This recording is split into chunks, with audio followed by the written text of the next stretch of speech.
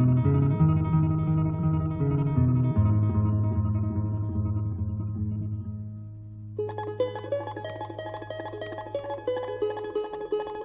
jornadas y las 15 jornadas de investigación de las que se presentaban recién. En primer lugar, quiero expresar un agradecimiento muy especial, muy grande a esta universidad, a la Secretaría de Ciencia y Técnica, a las autoridades de la Facultad de Humanidades y Ciencias Sociales y también, por supuesto, a toda la gente que ha hecho un esfuerzo tan grande y tan loable para poder organizar estas jornadas de discusión y de investigación. Yo voy a hacer una presentación donde quiero compartir con ustedes algunas reflexiones que surgen a partir de una línea de investigación en temas de paridad de género en la política. La presentación tiene un título que es La paridad de género en los procesos electorales de Argentina, lecciones aprendidas y nuevos desafíos, porque cuando me invitaron a hacer esta presentación me pareció interesante plantear un tema que creo que hoy está en debate y que tengo la impresión de que ha sido más un debate hacia adentro de algunos espacios que hacia la sociedad más amplia, y me parece oportuno que poder compartir estas reflexiones en una jornada de investigación en ciencias sociales, teniendo en cuenta que además esto es un tema de agenda, que provincias como esta van a tener procesos electorales con leyes de paridad que se van a implementar por primera vez en poco tiempo. Entonces, esa es un poco por qué elegir este tema para esta presentación. Quienes trabajamos o nos interesamos en el tema de la participación política de las mujeres, es un lugar común, o estamos muy habituados a hablar de la desigualdad de género, de la situación que ha hecho que históricamente las mujeres, en razón de nuestro género, seamos discriminadas en la vida política, y que esto históricamente nos ha impedido, como todos sabemos y todas sabemos, gozar de los mismos derechos y de las mismas oportunidades de las cuales han disfrutado los hombres en el acceso a la ciudadanía por su condición de género. Como todos y todas sabemos, las mujeres conquistamos bastante más tardíamente el derecho al voto, y una vez que logramos votar, durante muchos años pudimos ejercer ese derecho en la medida en que en nuestros países interrumpido por dictaduras militares, por supuesto, pero lo que no logramos es ejercer durante los años de elecciones democráticas el derecho a poder ejercer la representación y el poder ser electas en las mismas condiciones que los hombres. Esta situación empezó a transformarse en los últimos 25 años, y tanto Argentina como América Latina han sido como un verdadero laboratorio de cambios institucionales que han tenido algunos resultados interesantes y que también, yo quisiera mostrar, todavía tienen muchos obstáculos que remover y muchos desafíos que atender. En primer lugar, si uno hiciera como una mirada panorámica amplia, lo primero que saltaría a la vista, creo que no, la anterior, no las veo desde acá, esa. Lo primero que saltaría a la vista es que los congresos, en general los congresos nacionales de América Latina, en pocos años pasaron de ser instituciones demográficamente masculinas, donde lo común era ver una foto como la que se ve detrás, congresos con hombres de traje, a ser instituciones que empezaron progresivamente a incorporar más mujeres que nunca antes en la historia, y además empezó a ser más frecuente ver a mujeres ocupando algunos lugares que históricamente también habían sido ocupados por hombres. Ese recuadrito de una mujer que se ve allí en la foto es una diputada boliviana que fue la primera mujer en acceder a una presidencia de la Cámara en Bolivia, que hoy ocupa el segundo lugar del mundo en términos de la cantidad de mujeres que tiene en su Asamblea Legislativa Nacional. En la Cámara de Diputados hoy Bolivia tiene un 53% de mujeres, y eso lo ubica en la vanguardia a nivel internacional, pero esto se logró en muy pocos años y es una novedad de la región. Y esto no se dio en forma gradual ni espontánea, sino que respondió a reformas institucionales que primero fueron las leyes de cuotas, que en Argentina se conocieron como los cupos en las listas de candidatos, y más recientemente una serie de países de América Latina empezaron a dejar atrás este modelo de los porcentajes mínimos para adoptar lo que son las leyes de paridad, que implican un reconocimiento mayor de las mujeres como sujetas plenas de derechos políticos y que en términos de reglas implican la igualdad estricta en las candidaturas a los cargos de elección popular. Entonces, un poco digo esto para poder plantear que hoy creo que en Argentina estamos transitando un momento histórico que implica empezar a ver cómo se difunden estas leyes. Ustedes saben que el Congreso de la Nación aprobó una ley de paridad recientemente y hoy tenemos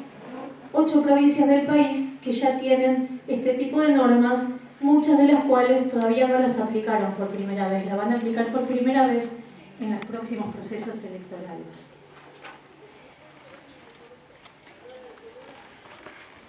Una cuestión que me parece importante marcar como para iniciar esta presentación es que la paridad, si bien en términos de reglas implica aumentar un porcentaje de mujeres en las listas de candidatos, conceptualmente es mucho más que un cupo mayor. La paridad no es un cupo mayor, no es simplemente elevar al 50% la cantidad de mujeres candidatas en una lista,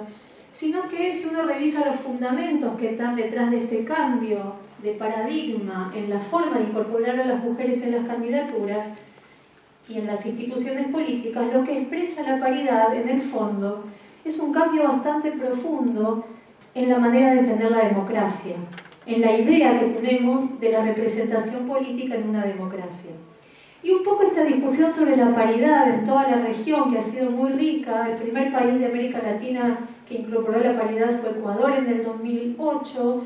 inmediatamente hubo reglas parecidas en Bolivia, en Costa Rica, más recientemente en México, luego en Argentina. Cuando esta idea de paridad empieza a viajar por América Latina,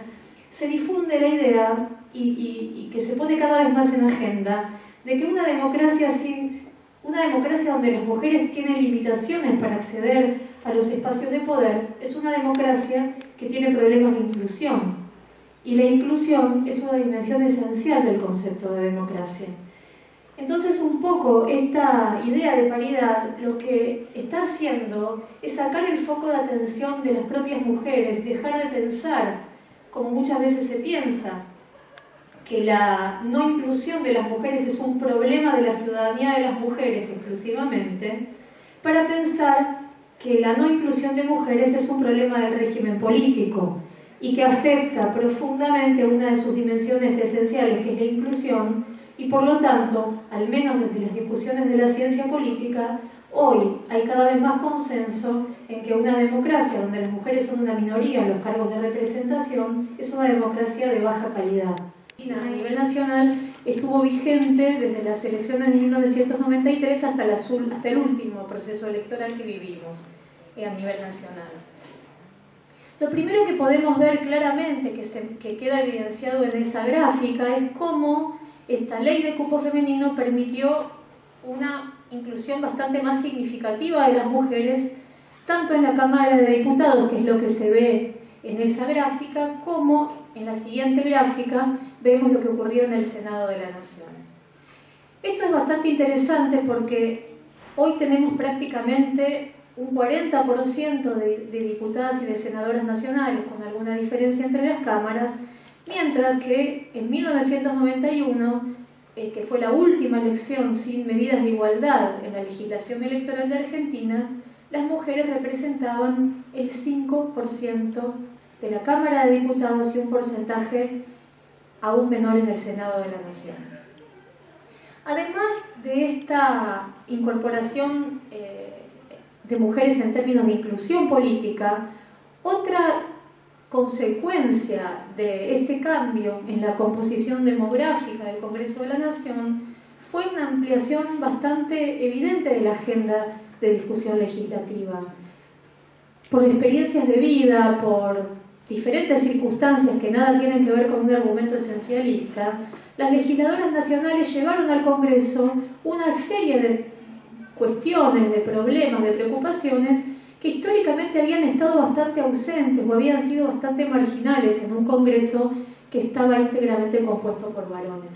Y esto lo ilustran varias investigaciones que se han hecho sobre el Congreso Nacional. Para dar simplemente alguna referencia, hay un estudio que muestra que entre todos los proyectos presentados entre 1990 y 2007, el 80% de todos los proyectos que buscaron ampliar el acceso de las mujeres a diferentes ámbitos sociales y políticos a través de cupos. El 80% de los proyectos vinculados a la salud sexual y reproductiva y el 70% de los proyectos presentados sobre violencias basadas en el género fueron promovidos por legisladoras nacionales. Fueron una agenda que motorizaron muchísimo las mujeres. Estos no fueron los únicos temas de los que se han ocupado las legisladoras. Estos estudios muestran también que las mujeres se ocupan de todos los temas de la agenda política, pero estos temas en particular han tenido un claro liderazgo de estas diputadas nacionales. Teniendo una mirada centrada en lo nacional por una cuestión de tiempo, pero si uno mirara lo que pasó en las provincias, el panorama es un poco más diverso, pero en muchas provincias también las leyes de cupo provinciales tuvieron resultados significativos. Muchas de las provincias argentinas reflejarían esta composición. El promedio hoy de legisladoras provinciales es de un 30 y algo %. ¿Por qué necesitamos paridad en un país donde el tema de la inclusión con las leyes de cupo ha tenido cierto avance? Yo allí quisiera, y con esto, desarrollando esto, voy a finalizar, porque lo que me interesa es como dejar planteado un debate. Yo quiero plantear como dos puntos que los llamaría, por un lado, la trampa de los cupos y por el otro lado, la reacción patriarcal, por ponerles una etiqueta a estas problemáticas. Ana, pasamos. ¿Cómo podemos ver qué significa la trampa de los cupos? Las leyes de cupo forman parte de lo que uno conoce como políticas de acción afirmativa, cuya idea es que son políticas temporales, transitorias, que vienen a compensar desigualdades que una vez compensadas ya no es necesario sostener como una ley. Si nosotros miramos qué pasó en 25 años de aplicación de una ley de cupo femenino en la Argentina, que es un periodo de tiempo razonable para que uno pudiese esperar una maduración y un efecto más sostenido, lo que vemos es que estos porcentajes mínimos que establecía la legislación nunca dijo hay que poner un 30% de mujeres en las listas. Lo que dijo la legislación es necesitamos que haya un mínimo de 30% de mujeres en las listas. No puede haber menos, pero en ningún momento estableció un techo. Y sin embargo, en la práctica política, estos porcentajes mínimos se terminaron transformando en techos muy difíciles de perforar. Si uno mira a dónde normalmente, más allá de excepciones, están ubicadas las mujeres en la lista de candidatos, ve que en términos generales están ubicadas allí donde la legislación dice que tienen que estar y no mucho más. Para dar un ejemplo, en las últimas elecciones, si miramos los partidos que lograron bancas en la Cámara de Diputados, solamente menos de un 20% de las listas habían estado encabezadas por una mujer, cuando sabemos que la posición de encabezar una lista es la más relevante para un partido político y no es irrelevante quién encabeza una lista para luego conquistar ciertos espacios una vez que uno llega a los cargos de decisión, por ejemplo en el Congreso. Entonces, los porcentajes mínimos se transformaron en un techo para la participación de las mujeres, no terminaron de transformar o de permear la cultura política de los partidos. El tema de los encabezamientos es un indicador de poca transformación. Otro indicador puede ser qué contenidos vinculados con la igualdad de género hay en las plataformas políticas de los partidos. En análisis que se hicieron sobre las plataformas electorales en las elecciones del 2017, la verdad es que era escasísimo. Hay un cierto contraste entre lo que está ocurriendo en la calle con las demandas de los movimientos sociales y de los movimientos de mujeres, con lo que efectivamente luego se traduce en términos programáticos y en términos de propuestas políticas. Y otra cuestión importante de mirar es que las cuotas no tuvieron efectos multiplicadores hacia otros poderes del Estado donde no se aplican este tipo de medidas de igualdad. Si miramos los gabinetes nacionales, si miramos la composición de la Corte Suprema de Justicia, si miramos instituciones como la Cámara Nacional Electoral, vamos a ver que las mujeres o son una minoría o están ausentes. Y para dar un indicador que a mí me parece bastante elocuente, si observamos el caso de la provincia de Buenos Aires, que es la más grande del país y tiene 135 municipios, en este año, en el 2017, hay 3 intendentas electas sobre 135 intendentes. El cargo de intendencias en la provincia de Buenos Aires es un cargo relevante de la vida política y es un cargo donde las mujeres en todos estos años no han logrado acceder. 3 sobre 135 es prácticamente una exclusión. Otro punto, que lo podríamos por supuesto complejizar mucho más, tiene que ver con las reacciones que genera el avance de las mujeres en política cuando se expresa, por ejemplo, en una ampliación de su participación numérica. Y esto tiene que ver con que redistribuir cargos de decisión es redistribuir poder. Estos cargos son lugares muy ambicionados por actores políticos y eso normalmente trae reacciones de diferente tipo. En algunos países de América Latina estas reacciones se expresaron en forma muy violenta, con amenazas, con presiones para hacer renunciar a candidatas electas e incluso con asesinatos de mujeres. Y esto en países como Bolivia o como México hoy está en el centro de la discusión, a tal punto que Bolivia aprobó una legislación específica para regular la violencia de género en la política, que es la Ley de Violencia y Acoso Político en Razón del Género, y hay un amplio movimiento de mujeres en México que está intentando ir por la misma vía, porque se ha transformado en un problema público de mucha visibilidad, que no sabemos si es producto de que aumentaron estas manifestaciones a partir de estas normas de paridad o que se hicieron más visibles, o que se desnaturalizó esa violencia y hoy, al haber más mujeres, hay más mujeres que la sufren. Otra cuestión que creo que en Argentina se ha expresado de manera bastante desafortunada en los debates en los momentos en que hubo debates de estas leyes en el Congreso y en las legislaturas provinciales, es como el resurgimiento de un discurso en ciertos medios de comunicación, no digo en todos, y en algunos ámbitos judiciales, preocupantes, que reproducen estereotipos muy arraigados y además estereotipos que uno a esta altura esperaría ver superados, y argumentos que vuelven a poner en discusión y a deslegitimar a las mujeres como actoras legítimas del sistema político democrático. Un argumento clásico, tan clásico que llama la atención que siga presente en estos discursos, es que la paridad no es necesaria porque las mujeres que hacen un esfuerzo personal llegan igual.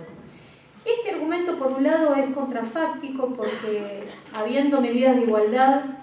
las mujeres que llegan con esas medidas. No sabemos qué ocurriría si no estuvieran, pero en realidad si observamos los espacios donde no están las medidas de igualdad, vemos que no llegan. Entonces, además, tienen poca evidencia empírica que lo sostenga. Y por supuesto es un argumento que desconoce completamente la desigualdad estructural que sufrimos las mujeres en la sociedad y que por supuesto está vinculada a la falta de acceso a otros espacios. Un argumento muy parecido es que la paridad contraría el mérito y que va a traer mujeres que no tienen experiencia política. Este argumento es sumamente problemático porque no está claro qué quiere decir mérito en el acceso a un cargo político y además porque es una cuestión que solamente se pone en discusión cuando hay una figura femenina en juego o una figura de una mujer en juego y normalmente nunca se discute solamente para el tema de las candidaturas de hombres. Y la idea que creo que está detrás de esto es una viejísima idea que podemos rastrear siglos atrás, y es que los hombres están naturalmente capacitados para la política y las mujeres somos en todo caso seres prepolíticos que necesitan demostrar que podrían llegar a ser ciudadanas políticas y ejercer un cargo público. Y un tercer argumento que me parece sumamente problemático porque apareció en un fallo judicial de la Cámara Nacional Electoral en el año 2017, cuando la Cámara Nacional Electoral rechazó la posibilidad de que el partido Ciudad Futura del Distrito Santa Fe pudiera presentar una lista íntegramente compuesta por mujeres al Congreso de la Nación. En un fallo sumamente polémico por su falta de argumentación jurídica, por su excesiva carga ideológica. La Cámara Nacional Electoral, entre los argumentos que esgrimió para no permitir la presentación de esa lista, fue que las mujeres no representan el interés general. Es decir, que vendríamos a hacer algo así como una corporación o un grupo de la sociedad con intereses particulares que no tiene la capacidad de representar a la ciudadanía en su conjunto. Creo que estos argumentos hablan bastante por sí solos de la vigencia de estereotipos culturales sumamente arraigados que muestran la imperiosa necesidad de cambiar los paradigmas con que pensamos la política y la democracia para abrazar normas como por ejemplo la de paridad que se ha logrado aprobar y ahora hay que lograr implementar y que funcionen efectivamente en la práctica. Los obstáculos a la participación política de las mujeres son multidimensionales y son diversos. Ana, si querés, la última filmina.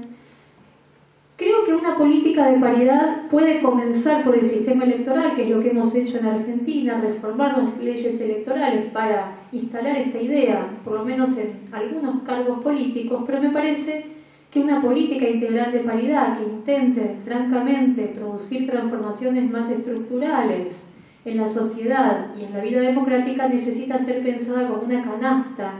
de políticas públicas que de alguna manera vincule esferas que están completamente interconectadas. Necesitamos pensar en acciones de paridad que vayan más allá de las listas electorales, que vayan más allá de las listas para cargos legislativos. Esto, por supuesto, es una lucha política, no son cuestiones sencillas de resolver, pero me parece que los nexos entre lo que pasa en la esfera política, las reivindicaciones que tienen que ver con la autonomía física de las mujeres, las reivindicaciones que tienen que ver con la autonomía económica de las mujeres, con, digamos, la igualdad efectiva en el ámbito laboral, con la igualdad efectiva entre mujeres y hombres respecto del cuidado, que es un tema fundamental para entender cómo se organizan las relaciones sociales y cómo eso impacta después en el mundo público, no pueden quedar al margen de esta discusión. Entonces mi impresión es que hoy hay una enorme oportunidad, dado que hay muchas actoras y actores movilizados en pos de diferentes temas, para empezar a unir estas agendas, y me parece que la paridad nos da un horizonte como si fuese la aguja que nos permite ir hilvanando estas agendas que hoy veo un poquito compartimentadas. Entonces, un poco la apuesta me parece que es pensar cómo construir igualdad desde estos diferentes ámbitos, y ya que estamos en la universidad y que los quienes estamos aquí compartimos el hecho de ser o estudiantes, docentes, investigadores e investigadoras, ¿qué hacer desde la universidad? ¿Cómo contribuir desde la propia universidad a esta transformación desde la educación, desde la generación de conocimiento y también desde la transferencia o la incidencia política en nuestros territorios de actuación? Muchísimas gracias.